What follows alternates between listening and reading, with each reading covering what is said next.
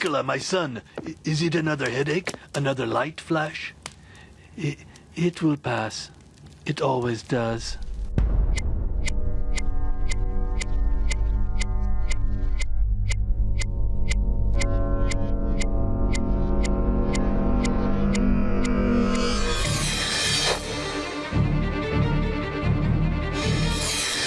Before we were interrupted, we were talking about... I know, but I wanted you to see my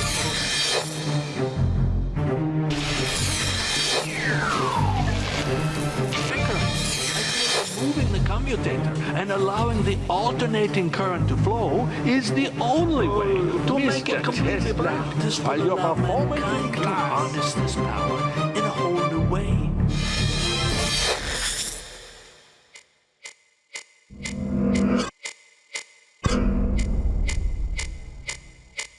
I'm sorry to have destroyed your prototype, Mr. Tesla, but it's obvious you're working outside the known laws of physics, and who knows what else. Professor, this is a discovery of monumental proportion. I can't explain it yet, but it will change everything we know. No, you cannot work here. That's fine.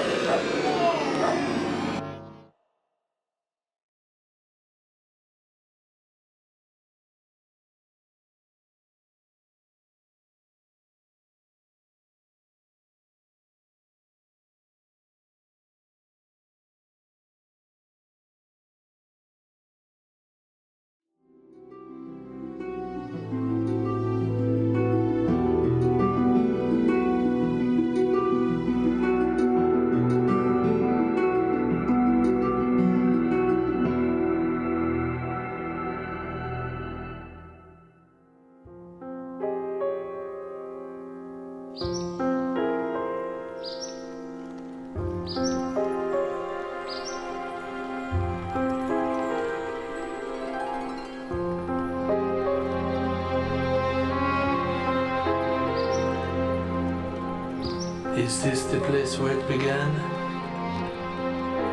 Or is this the place where it ended? Let the observer be the judge.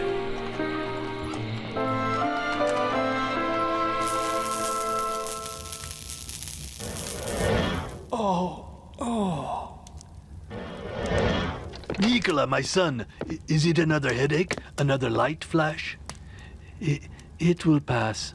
It always does. You are still in mourning for your brother Dane. Maybe a little.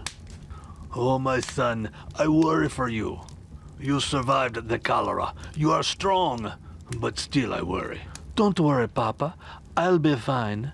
I have a new invention. You will never stop. Well, when you are older, I've made plans to send you to Austrian Polytechnic. Really, Papa? Really? Yes, my son, really. I'll make you proud. I know I will.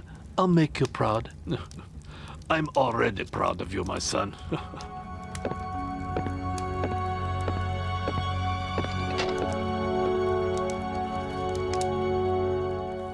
I left the town where I gained formal schooling. My teachers, to this day, are still in awe that I could perform integral calculus in my head, and that I finished school a year early. Maybe I was too much of a challenge, and they let me go quickly. Who's to say? I'm off to Austrian Polytechnic. I will be there a few months, then disappear for a year. My friends will think I've drowned. My poor family will think I've had a nervous breakdown. The truth is far more shocking than either explanation.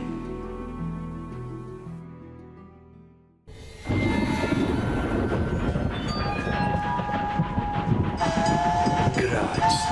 I'm finally here. The second largest city in Austria. Surely with its 6 universities, I can learn much.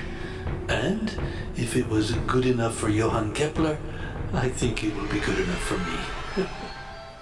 While the grand dynamo is fine for direct current, I feel removing the commutator and allowing the alternating current to flow is the only way to make it completely bright.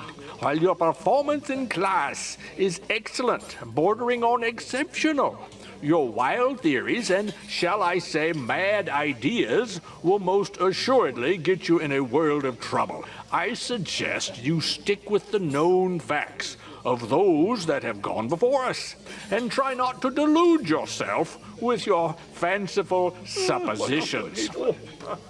Now, before we were interrupted, we were talking about Gauss and his electromechanical telegraph experiments with Wilhelm Weber. After the dressing down I received, I prevailed upon the professor to meet me after class, so I could explain myself and my work more clearly.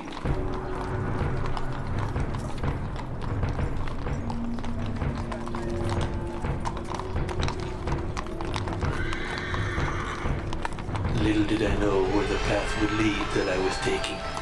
Little did I know. Thank you for meeting me, Professor. Mr. Tesla, I think I made it plain in class what I think of your theories. You're a smart man, a good man, but sadly deluded, and I really think... I know, but I wanted you to see my prototype. I know it will revolutionize the way we think about electricity. If my calculations prove correct, this will allow mankind to harness this power in a whole new way. The possibilities are limitless. Mr. Tesla, you must be careful of what you say. Your ideas are interesting, I'll grant you, but these are radical ideas far outside the mainstream thinking on the subject. You run the risk of making yourself a laughing stock. You'll be ridiculed. No one will let you into their classroom, much less finance these preposterous theories. But if you insist on continuing your research, I can't stop you. And if you need a workshop, you may use my basement laboratory. It's cluttered, but you're welcome to it. Thank you, Professor. Thank you. You won't be disappointed, I assure you. We'll see, young man. We'll see.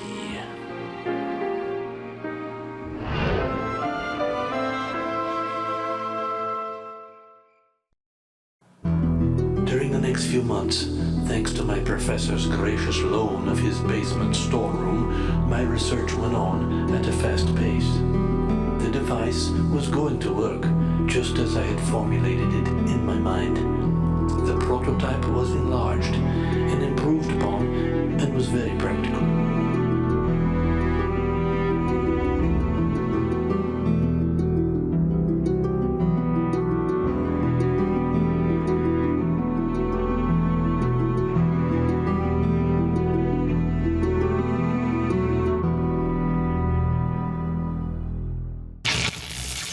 It was during the last week of full voltage load tests that the unexpected happened.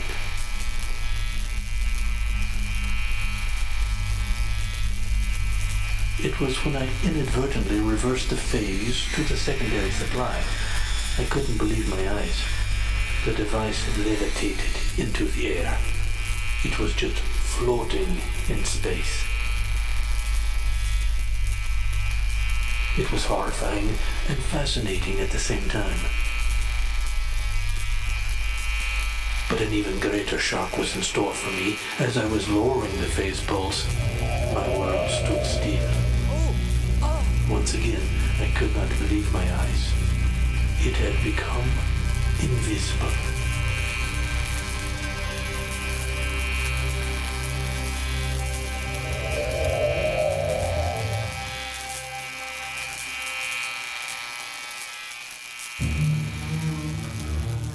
I didn't fully grasp the implications of what I had seen, but surely it required further investigations.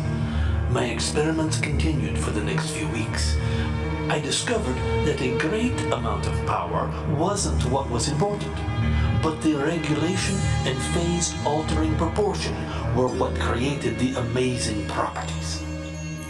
But there was one problem. Mr. Tesla? Mr. Tesla, are you all right?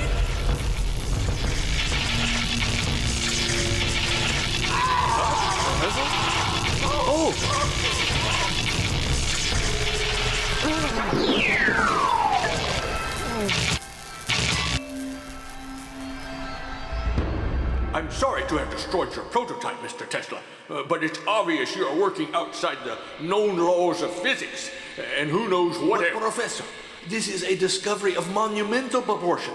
I can't explain it yet, but it will change everything we know. No, you cannot work here. That's final.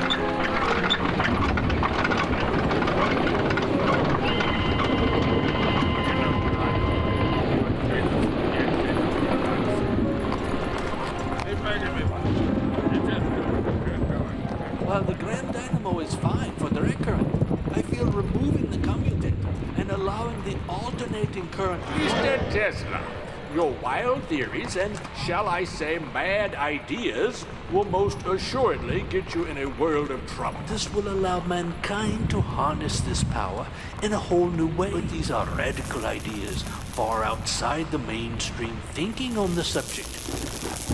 Dear Nicola, your mother and I hope you are doing well. It's been many weeks since I last wrote you. I hope your studies are good and you are able to learn and understand. I regret and am ashamed to tell you that we can no longer send money for your expenses. Maybe you can find. Please forgive me, my son. We love you.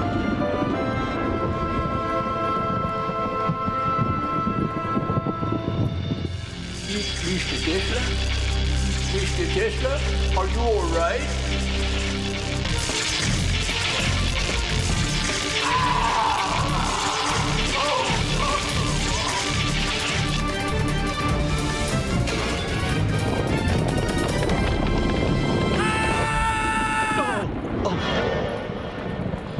Oh, what a dream. But that's not what happened, was it?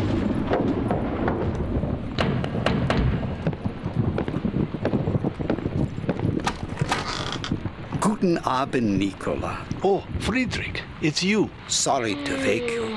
The professor wanted me to bring your books and papers from class to you. Please excuse the mess. I had to store my equipment here. I guess I'm persona non grata around the Institute. Well, it looks like it. The professor was boiling mad.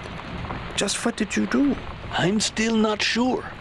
All I know is I'm on to something. But I'm not sure what. I thought I was working on one theory, but it kind of blew up. Now I'm not sure where I stand. Well, I'm sure you'll figure it out. But I still think you're crazy. You spun the wheel, and you took your chance. They can't fault you for that. Looks like they have, my friend. What will you do? I have to find a place to work. but money will be tight. In fact, I'm close to being broke. I haven't much, but I could loan you some. No, I'll figure something out. Well, if you need anything. Thank you, my friend. I'll be all right. Thank you.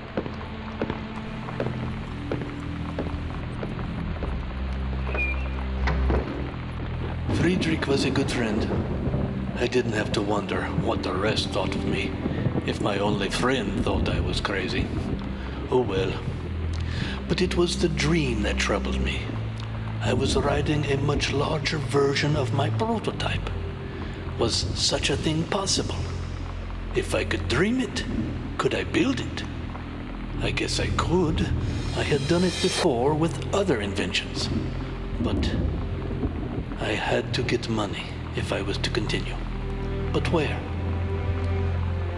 What did Friedrich say? You spun the wheel, and you took your chance. They can't fault you for that. The game of chance. That was the answer. The Royal Casino in Graz. It was famous and infamous for its corruption. Many a baron or wealthy nobleman went in only to come out a pauper. Any other casino with such a reputation would be shut down in short order. But since the government secretly backed the establishment, that wasn't going to happen anytime soon. But how could I ensure my success?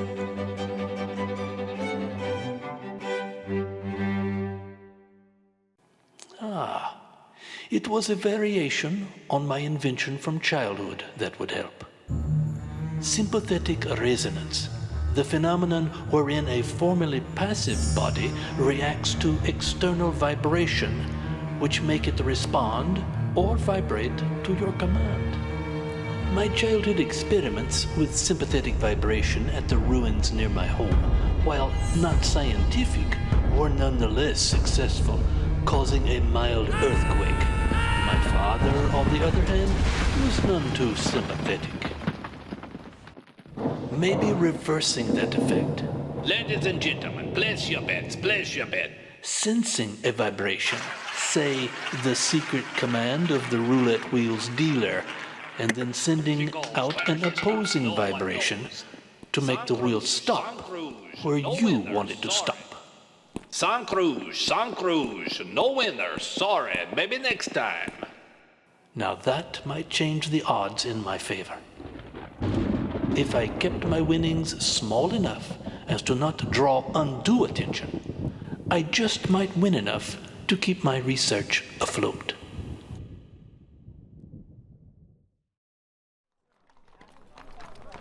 The time had come to test my theory. Using parts I already had, I redesigned my sympathetic vibration device. It was now much smaller and easy to conceal. I was feeling confident, and a sense of joy was slowly growing in me. I called my redesigned invention the Joy Buzzer. I don't know why, but somehow it seemed to fit. I'll admit I was fearful of being caught. I was dealing with a long-established criminal enterprise, and if I was discovered, the full weight of the Austrian government would surely come down on me. I would either walk away able to continue my research, or I would certainly rot in some long-forgotten cell in some dreary Austrian prison. It was as simple as that. Upon entering the casino, I was awestruck. The opulence, the color, the people. Surely this was a place of false hope, impossible dreams, and ruined lives. Would I be one of them? I felt all eyes were on me, some friendly and some not so friendly. Did they secretly know of my crazy scheme? Maybe she would give me luck. There was something familiar about her, but I couldn't... Place your bets, place your bets. Oh well, no distractions for me. I would test the buzzer with a few small bets just to see if it would work correct. The wheel spun. The buzzer sensed the vibration pulse sent to the wheel by the unscrupulous dealer. Sans Cruz, no winner, sorry, maybe next time. At last, I knew it would work. Now, the ultimate test. Another bet, a little larger. The wheel spun. The pulse. The counter pulse. And it was a success. Ah, we have a winner. How unusual. I mean, how wonderful. Yes, wonderful. How Now, lucky you are. if I wasn't Yes, found sir, out, my very work lucky. could continue. I continued a while longer, losing some and winning some more. And again, how lucky you are. Yes, kind sir, very lucky. Oh, yes. I could feel my excitement building, and I promised I would come again, find an honest game, and try my luck. Congratulations, very lucky, sir. As I left the casino, my pockets filled with florins, I was pretty confident I hadn't drawn undue attention to my winning. Lucky number, lucky number. Pretty confident. Round she goes, round she goes. No one knows where she stops.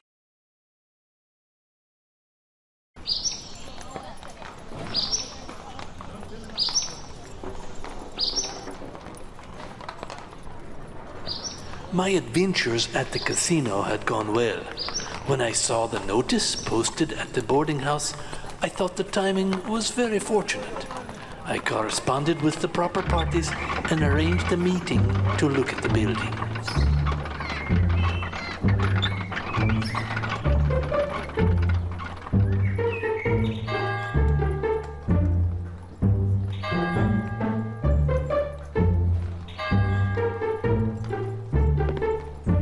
Oh, Mr. Tesla, I presume?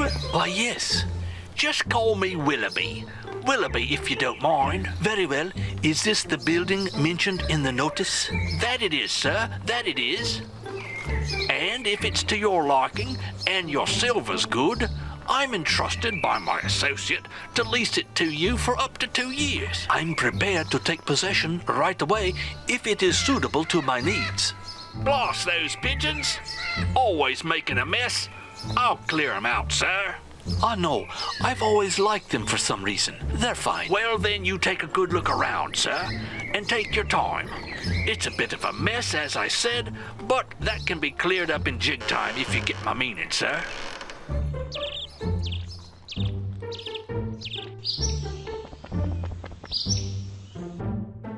Might I inquire about your associate? Well, sir, he prefers to remain anonymous, if you take my meaning. Bit of a stickler on that point, sir, and no mistake. Well, it's not important. I like it, Willoughby. I'll take it. It's perfect. Just perfect. Very good, sir. I knew you would like it, sir. Just a feeling I had, and no lie. Just a feeling. And I'll be happy to come by from time to time just to keep an eye on things, if you know what I mean. Thank you. Very good.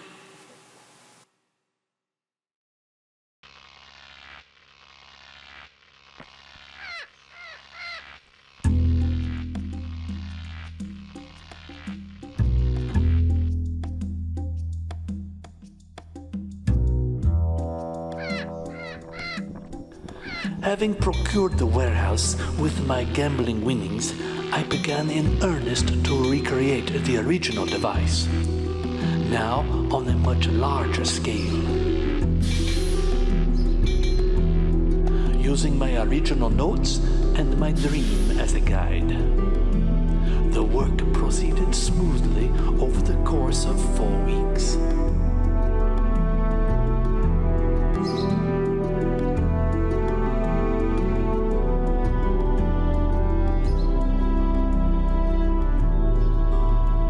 It was no longer a dream, it was a reality.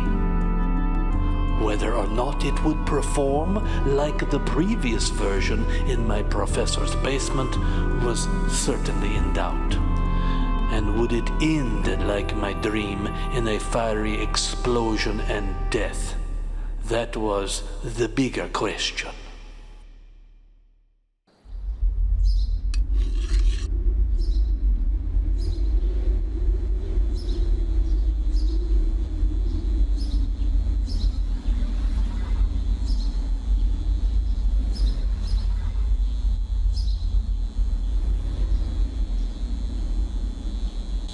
I would engage the flying capabilities first.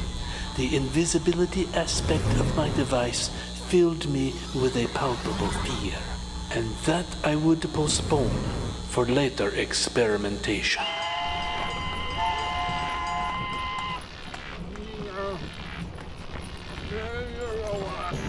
I confined my early tests to inside the warehouse, partly to avoid prying eyes and unforeseen disasters.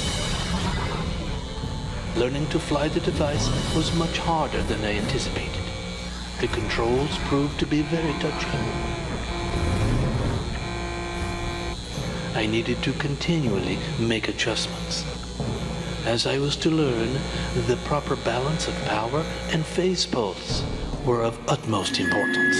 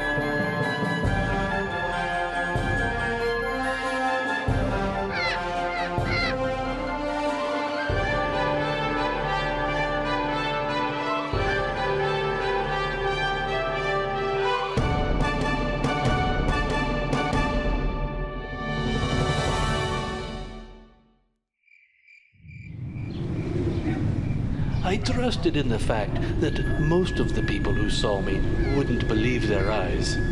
Surely the sight was just too fantastic to believe. I couldn't quite believe it myself. So my inadvertent flight outdoors may not have been a problem. Or so I thought.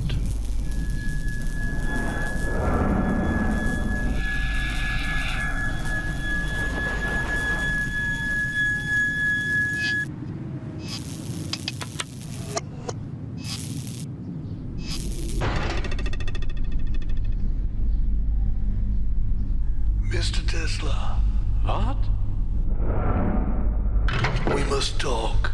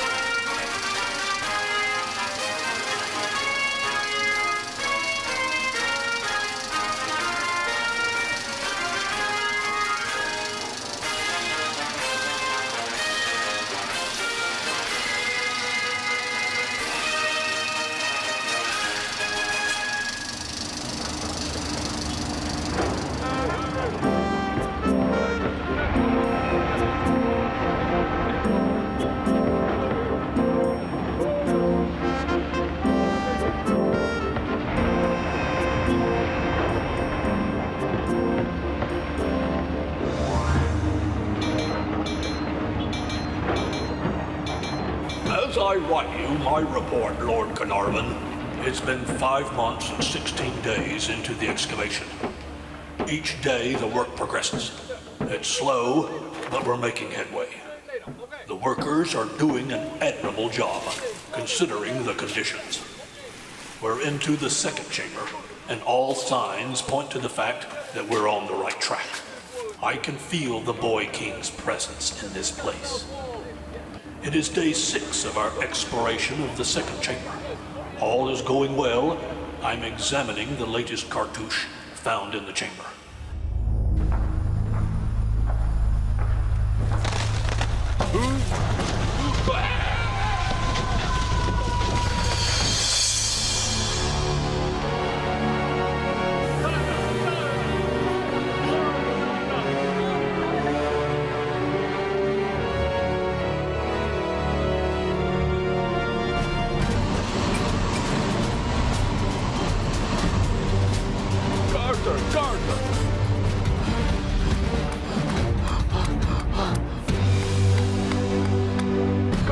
Carter! What is it, Hakim? It's Salah! He's fallen through the chamber! The floor gave way! He's been crushed! Oh my, this is horrible! There was no sign of a chamber below. That's impossible. The laborers are bringing the body up. Oh, this is horrible. We'll notify the family right away.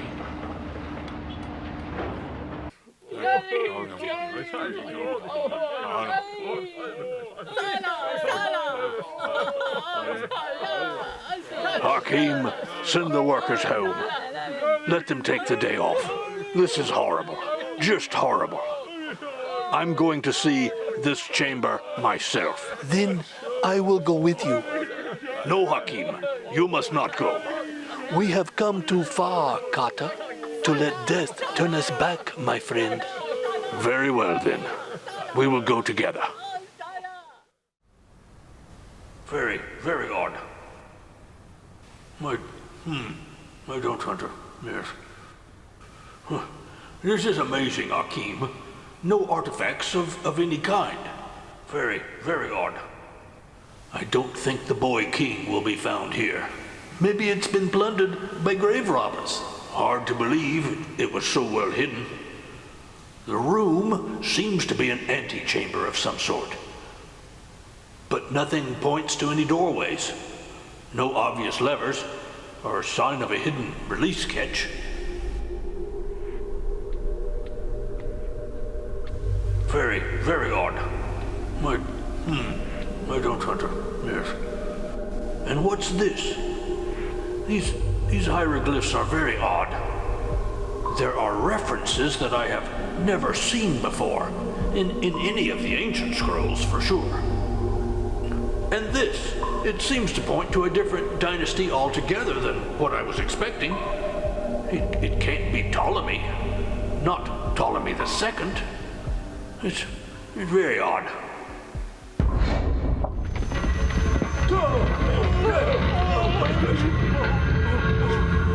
Careful, Hakim, careful! Oh, what is this? Can you see anything? It appears empty. No, I see something. Let's enter carefully, Hakim. After you, Carter.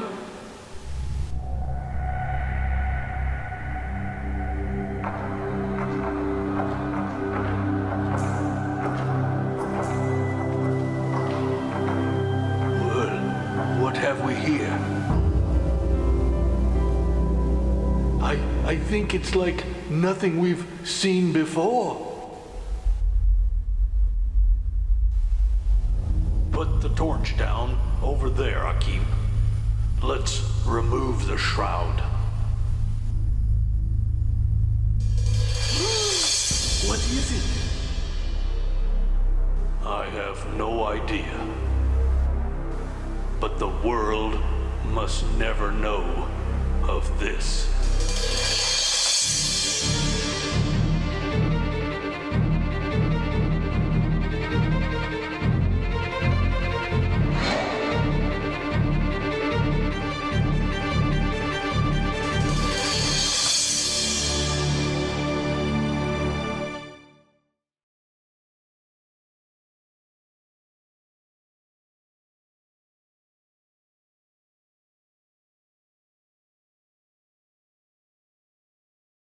What is the meaning of this? Who are you? I must apologize, Mr. Tesla, for the abruptness of this meeting, but I must talk to you.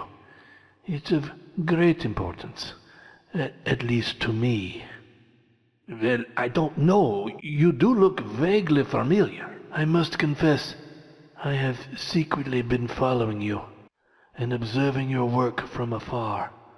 When I heard about you, your amazing insights, and your experiments, I was more than intrigued. If you permit me, I'll explain. Very well. Tell me what you have to say.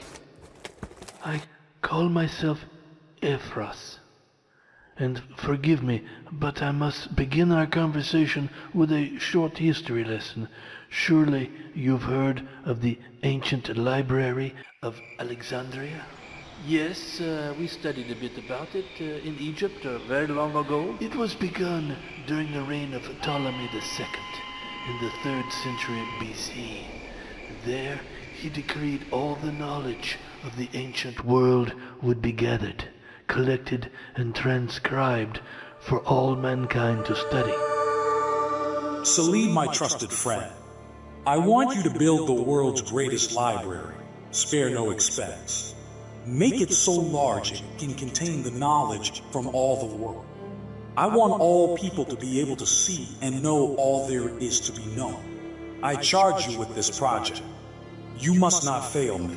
It was said that more than 500,000 books and papers filled its shelves during its lifetime. The wisdom of King Solomon, the Mesopotamian, the Sumerian, Babylonian, and Greek empires, all the philosophy, all the literature and inventions were there. The scribes were charged with translating and transcribing the documents and making them available to the patrons who were coming from all over the world. The most knowledgeable of the scribes from time to time discovered documents and papers with ideas and inventions that made no sense. They seemed completely foreign and inscrutable and possibly forbidden. The chief scribe secretly ordered duplicates made of the more intriguing of these special documents, and when the time was right, or was it his fear of being caught, he launched his bold plan.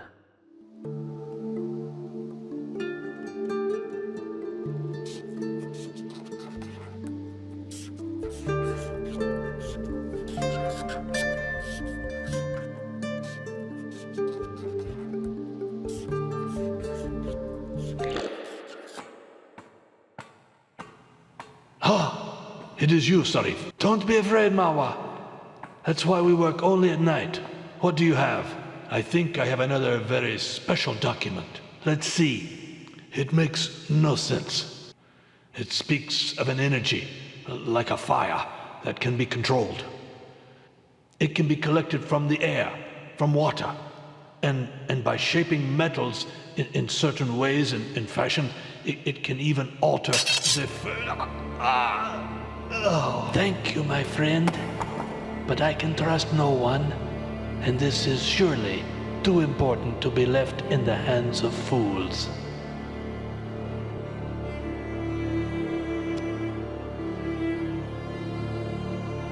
And so certain documents were saved and hidden from the world.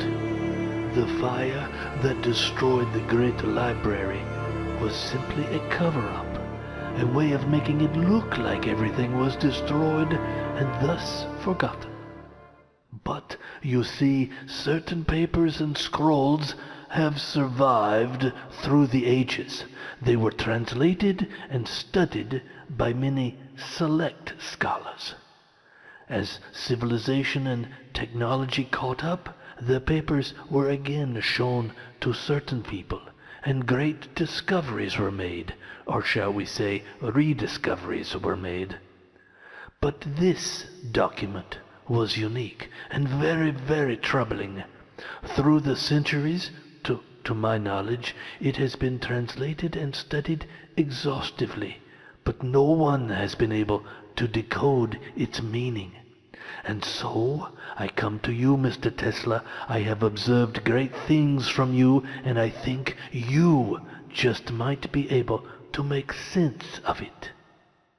I guess I should be flattered. That is, if I believe your story. And how you have come to possess whatever this document is, Oh, I understand there are many, shall we say, unbelievable aspects to my tale, for sure. But believe me, I know whereof I speak. And once again, forgive me, but as I observed your experiments, passages in this volume seemed to make some kind of sense. It became more clear. And please forgive my observation. What you have here is a magic carpet. Well, yes, I think you're right in a sense. I'm already thinking of designing a newer version which will allow for travel in a very unique... Mr. Tesla, let me be more clear. Or, as the Latin translation put it, a time carpet.